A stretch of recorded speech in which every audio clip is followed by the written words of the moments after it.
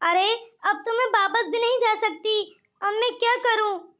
मैंने ऑलरेडी पापा जी को इतना सुना दिया है, अब वो मुझको वापस तो बुलाएंगे ही नहीं। अरे मैं भी तो घर वापस नहीं जाना चाहती ना, क्योंकि वहाँ मेरा कोई अपना है ही नहीं। सब लोग अपने मतलब के लिए इस्तेमाल करते हैं।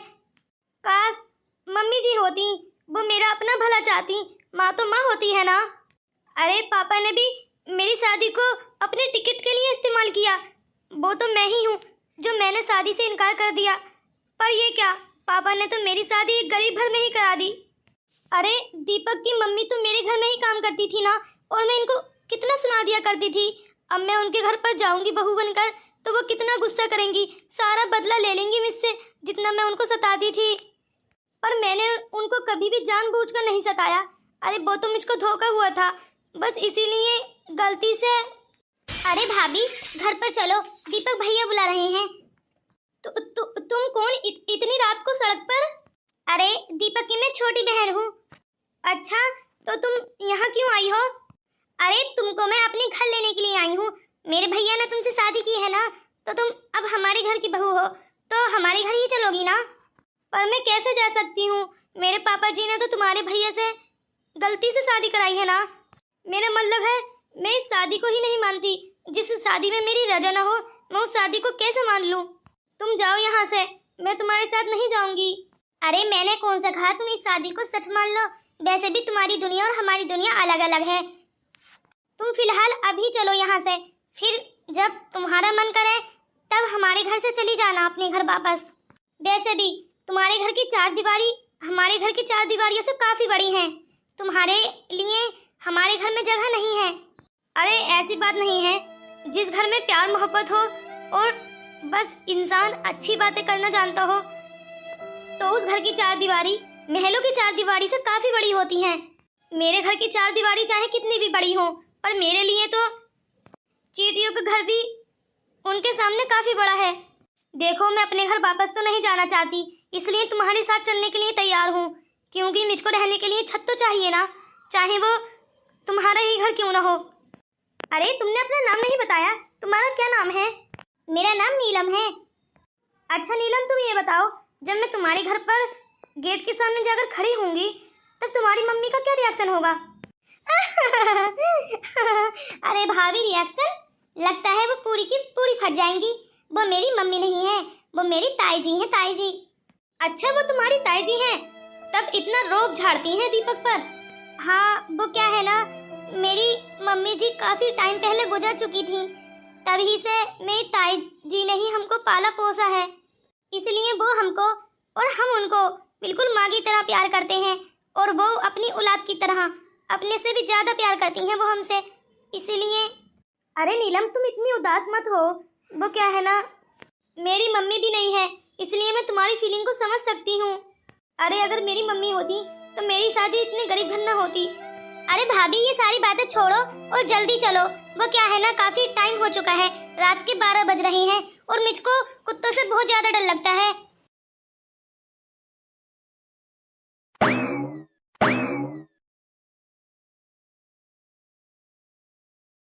अरे लगता है तुम्हारे घर में तो कोई भी नहीं है। अरे तुम फिर वापस आ गई? आंटी जी, आंटी जी देखिए आपके घर में फिर वापस आ गई है। अरे आंटी जी देख लीजिए, कितनी बेशर्म लड़की है ना। हाँ आपके निकालने के बाद ये फिर से वापस आ गई है। अरे घमंडी लड़की, तुझको मेरा घर बड़ा रास आ गया है, फिर से वापस आ गई है। जब मैंने बोल दिया कि मेरे लड़के की शादी तेरे साथ नहीं हुई है तो तुम मानती ही क्यों नहीं है? आंटी जी आप कितना भी झुटलाने की कोशिश क्यों न कर लो, जब शादी हुई है तो हुई है। अरे जब रोहन ने खुद अपने मुंह से कह दिया है कि वो इस शादी को नहीं मानता, तो तुम उसके पीछे क्यों पड़ी हो हाथ धोकर? आंटी जी बस मुझको थोड़ा सा समय दे दीजिए, मैं कुछ ही दिनों में आपके सामने सबूत लाकर दे दूंगी कि मेरी शादी रोहन के ही साथ हुई है। आप मानने के लिए क्यों तैयार नहीं है? मैंने आखिर आपका बिगाड़ा ही क्या है? अरे अपने घर पर तो तेरी बड़ी ही जुबान चलती थी, यहाँ क्या हो गया? बड़ी नरमी से बोल रही है, क्यों डर लग रहा है ना? अरे क्या समझती थी तू खुद को? अरे गरीब हो या अमीर, हर कोई अपने घर पर मालिक होता है, मालिक, घर का शहंशाह। अरे ताई जी अब बस भी कर दो, कितना और सुनाओगी? कोई बात नहीं है नीलम, इनका हक है सुनाने का। मैं सुन लूंगी। पर आंटी जी, मैंने तो कभी आप पर हुक्म चलाया ही नहीं। बस एक बार गलती से मुझको धोखा हो गया था, जिसकी वजह से मैं बहुत दुखी हुई थी। मुझको माफ़ कर दो। मैं उस गलती के लिए तुमसे माफ़ी मांगती हूँ, पर मुझको कुछ दिनों के लिए यहाँ रहने दो प्लीज़। मैं तुम्हारे पाँव पकड़ती हूँ। मैं अगर सबूत इकट्ठा न कर पाई तो मैं इस घर से खुद चली जाऊंगी। ठीक है, अगर तू कहती है तो मान लेती हूँ। ठीक है आंटी जी, इसकी ये वाली शर्त भी मान लीजिए, ताकि फाइनल में जाके इससे छुटकारा मिल सके। क्यों, केस की बात मान लूं? हाँ बिल्कुल। ठीक है, चल मैं तेरी ये शर्त मानती हूँ, पर अपनी शर्त के मुताबिक तो इस घर से खुद निकलेगी। हाँ बिल्कुल। पर ताई जी, आप ये सही नहीं कर रही हो। जब पापा को मालूम पड़ेगा तुम ईशा के साथ ऐसा व्यवहार कर रही हो तो उनको बहुत बुरा लगेगा। मैं किसी की बात नहीं सुनूंगी, बस जो मुझको करना है वो करना है। अरे मैं अपने बेटे रोहन से बहुत ज्यादा प्यार करती हूँ। मैं उसकी जिंदगी इस लड़के के साथ बिल्कुल भी बर्बाद नहीं होने दूंगी। अरे नीलम, क्या मैं ये वादा पूरा कर पाऊंगी? हाँ भाभी, बिल्कुल कर पाओगी। कल को व्रत है, आप व्रत भी रखना, क्योंकि आपकी शादी रोहन भैया के साथ हुई है ना। आपको तो मालूम है ना, चाहे ये दुनिया वाले माने या ना माने।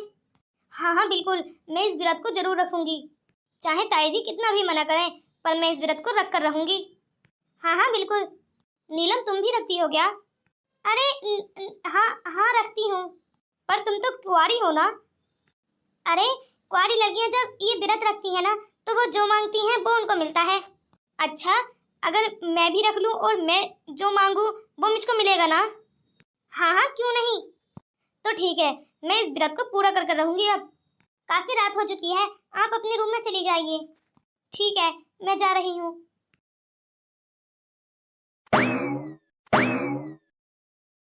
देखो, मैं फिर वापस आ गई हूँ।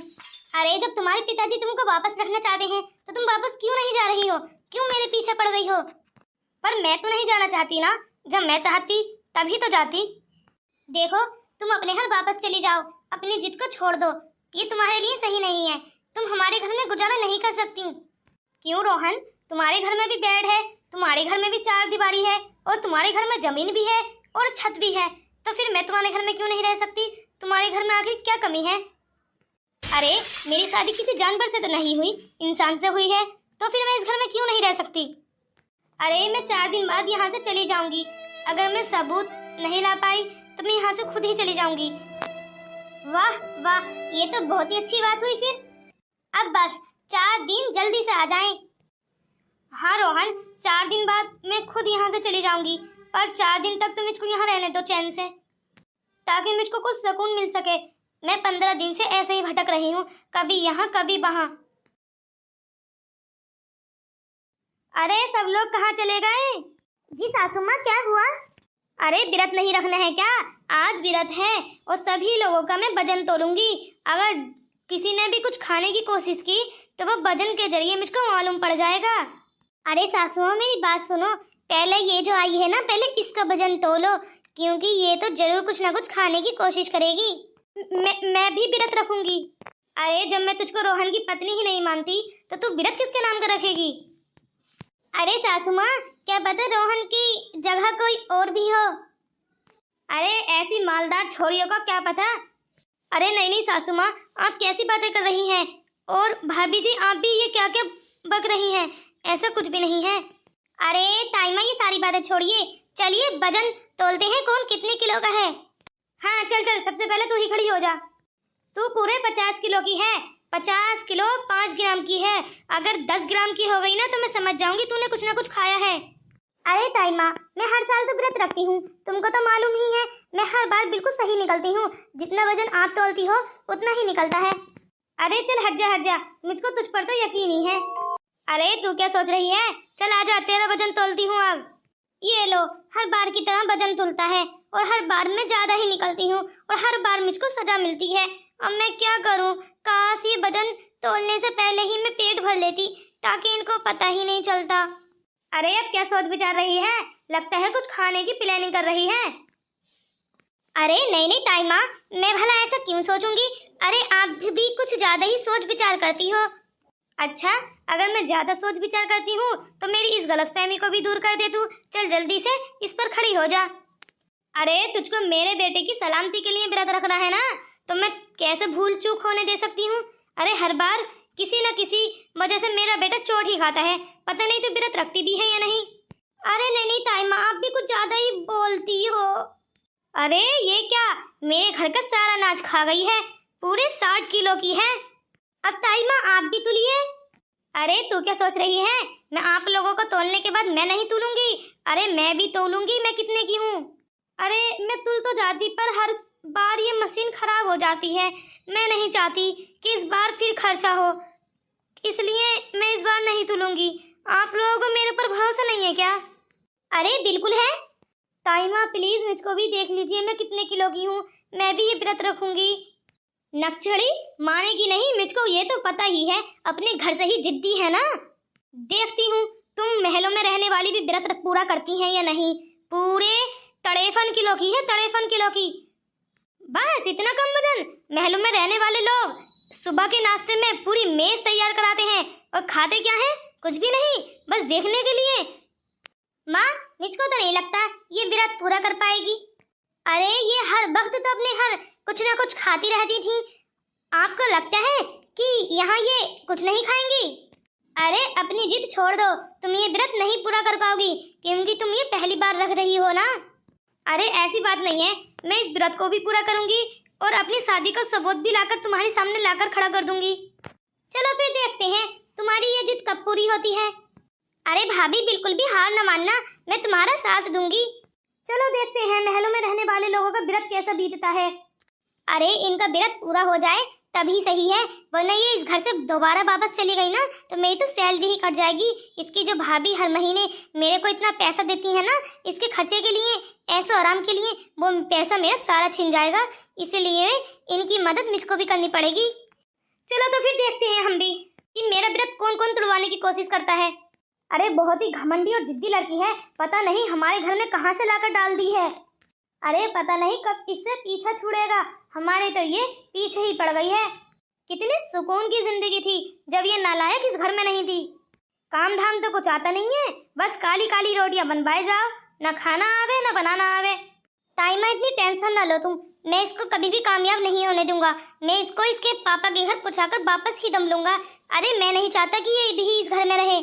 अरे मैं तो एक सेकेंड भी इसको नहीं झेल सकती, जल्दी से निकालो रोहन इसको घर से बाहर। यार और कब तक झेलना पड़ेगा इसको? बिंदिया तुम टेंशन न लो, मैं इसको जल्द ही बाहर निकाल दूंगा, बस कुछ समय लगेगा। क्या बेटा तू भी नहीं चाहता ये इस घर में रहे? अरे मैं तो सोच रही थी कि कहीं तू। अरे नहीं नहीं ताई माँ, मैं भी नहीं चाहता कि इस घर में रहे। अरे ताई माँ मैं क्या ही चाहूंगा, आप हर बार इसको इतनी सजा देती हो, इतनी सजा देती हो कि मैं देखकर इतना तंग आ जाता हूँ, तो उस बेचारी पर क्या बीतती होगी। हर बार कोई ना कोई बड़ी शर्त लगाकर उसको हरा ही देती हो, इसलिए मैं भी चाहता हूँ कि वो अपने घर वापस लौट जाएं और अपने घर सुकून की जिंदगी गुजारें। देखा बिंदिया, इसकी शादी तो मैं तुझसे ही करा कर रहूंगी। देख लो ये भी नहीं जानता कि इसकी शादी हुई है, कह रहा था कि मुझको नहीं मालूम कब हुई है। ये झूठ बोल रही है ईशा। अरे आंटी जल्द से जल्द इसको यहाँ से निकालो और अपना पीछे छुड़ाओ। अरे दो लोगों के बीच जब भी शादी टिकती है जब दोनों एक ही स्टेटस के हों, एक ही लेवल के इंसान हों। ये महारानी बड़ी बड़ी फरमाइशें कर कर रोहन को हर बार तंग करा करेगी।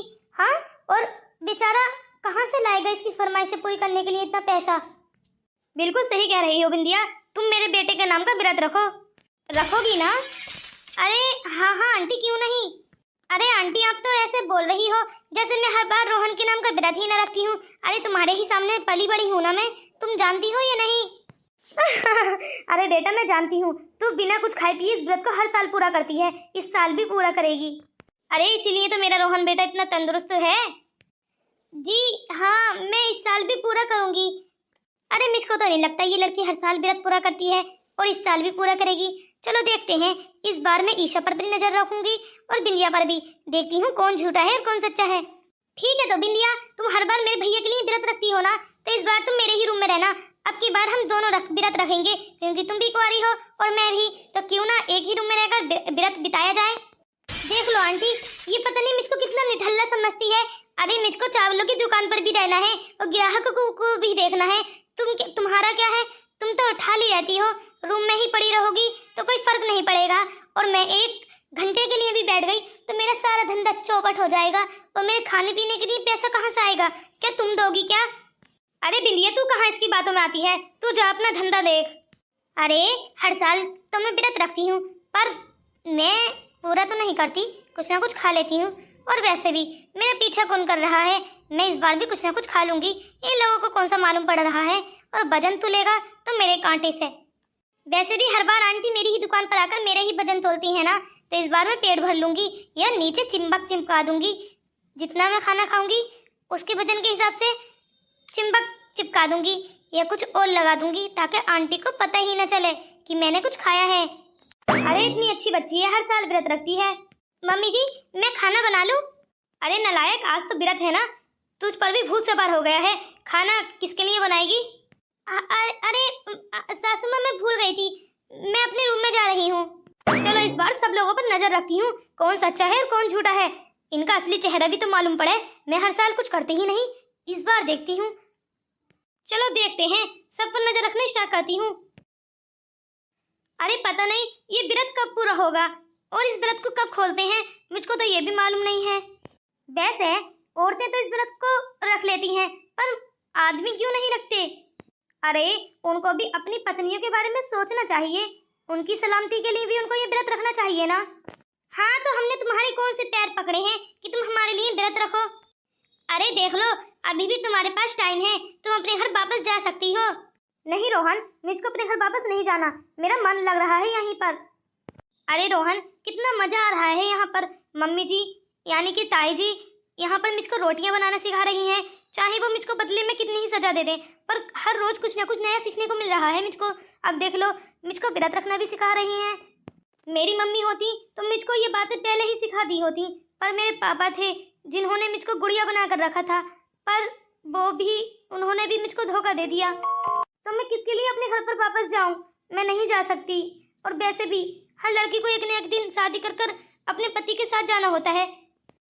तो मैं भी तुम्हारे साथ आ गई हूँ, तो फिर मैं वापस क्यों जाऊं?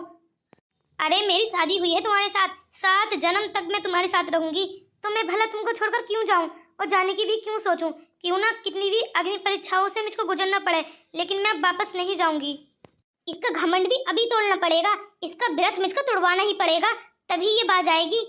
पता नहीं किस चीज से बनी हुई है। हाँ, मम्मी जी इतनी सजा दे देती हैं, फिर भी नहीं मानती। अरे रोहन बेटा ने तो मेरी बात मान ली है। मैंने ही कहा था रोहन से कि ये चटोरी बहुत है लड़की, क्योंकि बड़े महलों में रही हुई है ना, इसीलिए इसको ये फ्रेंच फ्राई बहुत ही अच्छे लगेंगे, इसलिए ये इनको खाने के लिए अपना व्रत तोड़ ही लेगी और इसी बहाने हम इसको इस घर से निकाल देंगे। फिर मैं सारे घर वालों को इकट्ठा करने के बाद इसकी सच्चाई सबके सामने ला दूंगी। बस एक बार ये एक फ्रेंच फ्राई उठाकर अपने मुंह में डाल ले। अरे रोहन, ये क्या है? अरे तुमको बहुत भूख लगी होगी और मुझसे ये बर्दाश्त नहीं होगा, इसलिए तुम प्लीज ये कुछ खा लो। मैं चुपके से लाया हूँ, किसी को मालूम भी नहीं पड़ेगा। रोहन, जितना बुरा इंसान तुम मुझको समझते हो ना, मैं उतनी बुरी भी नहीं हूँ। एक बार प्लीज मुझको समझकर तो देखो, मैं तुम्हारे लिए व्रत रखना चाहती हूँ और प्लीज मेरे इस व्रत में कोई भी बाधा मत डालो। अरे व्रत का क्या है, अगले साल रख लेना, इस साल तो कुछ खा लीजिए, पहली बार है ना। अरे अगले साल भी रखूंगी तब भी पहली बार होगा, फिर भी तुम यही कहोगे, इसलिए मैं इसी साल से प्रैक्टिस करना चालू कर रही हूँ। इस साल तो मैं इसको कंप्लीट कर रहूंगी। और वैसे भी मैंने वादा किया है, मैं वादा खिलाफी नहीं करती। अरे वैसे भी तुम्हारा व्रत थोड़ी ना है, तुम बैठकर एंजॉय करो। अरे ये लड़की तो बड़ी मजबूत बनी हुई है, खाने का नाम ही नहीं ले रही है। अरे मैं तो इसको ऐसे वैसे ही समझती थी, पर ये तो पक्की वाली। रोहन, मैं तुम्हारी और तुम्हारे घर की खुशियाँ ही चाहती हूँ। मैं चाहती हूँ तुम लोग हमेशा मुस्कुराते रहो और मेरी वजह से कोई भी प्रॉब्लम ना हो, इसलिए प्लीज मुझको परेशान ना करो, मुझे ये व्रत पूरा करने दो। मुझको सच्चाई भी तो सामने लानी है ना, प्लीज मेरा साथ दो। देखो मैं तुम्हारा साथ ही दे रहा हूँ, लेकिन तुम अपनी जिद पर मत अड़ी रहो। अरे तुम अपने घर वापस लौट जाओ, ये क्या व्रत के चक्कर में पड़ रही हो? अरे अपने घर में जाकर ऐश करो और IAS की तैयारी करो, वो तुम्हारा सपना था ना। नहीं, अब मेरा सपना IAS बनने का नहीं रहा, अब मेरा सपना है अपनी शादी को बचाना, क्योंकि शादी कोई मजाक थोड़ी ना है। अरे तुमने तो शादी को गुड़िया गुड्डे का खेल बना लिया है कि गुड्डा तुम लेकर भज जाओ और गुड़िया मैं लेकर भज जाऊं। ऐसा थोड़ी ना होता है, ये खेल नहीं है, ये असलियत है। और जागो, ये दुनिया में लोग झूठ को सच और सच को झूठ बना देते हैं। पर शादी कोई मजाक नहीं है, 2 लोगों का बंधन है। तुम इसको ऐसा कैसे झुठला सकते हो रोहन? अरे वहाँ मोनिका की बच्ची कितना पेट भर भर खाना खा रही है।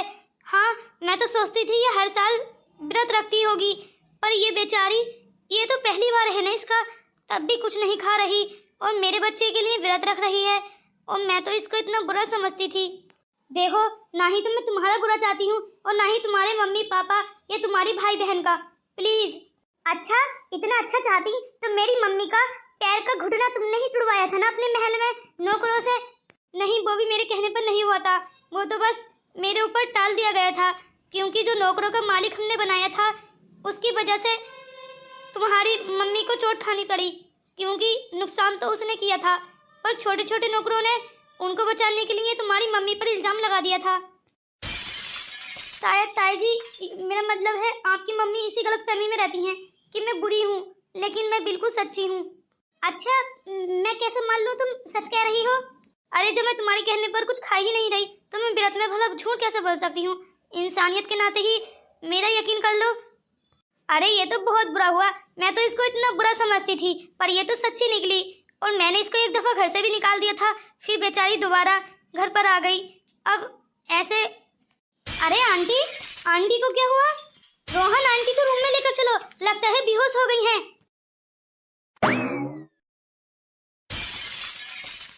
बेटा, मुझको माफ कर दे, मैंने तेरी सारी बातें सुन ली हैं। पर ताई जी, मेरा मतलब माँ, पर क्यों? अरे, तुम तो इनको निकालना चाहती थी ना। पर आंटी, मुझसे माफी क्यों मांग रही हो? अरे बेटा, सब देखा, मैंने सब देखा। रोहन कैसे तेरा व्रत तोड़वाने के लिए कोशिश में लगा था, लेकिन फिर भी तूने अपना व्रत नहीं तोड़ा। और ये नालायक हर साल मेरे रोहन के नाम का व्रत रखती थी और रोज आना, यानी कि हर व्रत के दिन ये ठूस ठूस कर खाना खाती थी। मैंने पूछताछ की है इसके पापा जी से, तो उन्होंने सच ही बोला है, क्योंकि वो मेरे सामने झूठ बोल ही नहीं सकते। हाँ, सब मालूम पड़ गया है मुझको। बिंदिया, तेरा तो अब पत्ता साफ कर कर रहूंगी मैं। ऐसी लड़की को घर की बहू मैं तो बिल्कुल नहीं बनाऊंगी। अरे आंटी, मुझको माफ कर दो। आंटी, आपको तो मालूम ही है मेरी माँ नहीं है, तो मुझको पता भी नहीं है, मैं बस खा लेती थी खाना। अरे, इस लड़की की भी माँ नहीं है, तब भी इसने व्रत पूरा किया। और तूने क्या किया? आज से ये इसी घर में रहेगी और मेरे घर की बहू बनकर मैं इसका दोबारा गृह प्रवेश कराऊंगी और सारी शादी भी इसकी दोबारा मैं अपने सामने कराऊंगी, चाहे इसकी शादी हुई है या नहीं हुई। अरे बेचारी, जो मैं कहती हूँ वही करती है, कभी कहना भी नहीं टालती। और मैंने इसकी सारी बातें सुन ली और इसने सच्चाई भी बता दी कि महल में क्या क्या हुआ था, मेरे घुटने में चोट कैसे लगी थी। इसकी गलती नहीं थी, मैं अब तक इसको ही कसूरवार ठहराती थी। माँ, मुझको भी कोई प्रॉब्लम नहीं है, ये इस घर में रह सकती हैं और मेरी शादी सच में हुई थी। देखा माँ, रोहन ने भी कबूल कर लिया है। अरे, तू माँ कहती हुई बहुत अच्छी लगती है, सासू माँ नहीं तो माँ ही कहा कर। अब मैं सच्ची हुई ना, मेरा वादा पूरा हुआ ना। हाँ हाँ, तू इस घर की बहू है, मैं जानती थी। मुझको रोहन ने सच्चाई बताई थी, लेकिन मैं फिर भी अनसुना कर देती थी। चलो बेटा, तुम रूम में जाकर आराम करो और मैं भी करती हूँ। बाकी लोगों को सोक्ड करेंगे सुबह में, जब सब लोग जागेंगे। देखो दोस्तों, मैं जीत गई हूँ। दोस्तों, अगर आप लोगों को मेरी वीडियो अच्छी लगी हो तो मेरी वीडियो को लाइक करें, चैनल को सब्सक्राइब करें और कमेंट्स करके बताएं कि आपको ये कहानी कैसी लगी, कि आप इससे अगला पार्ट देखना चाहते हैं।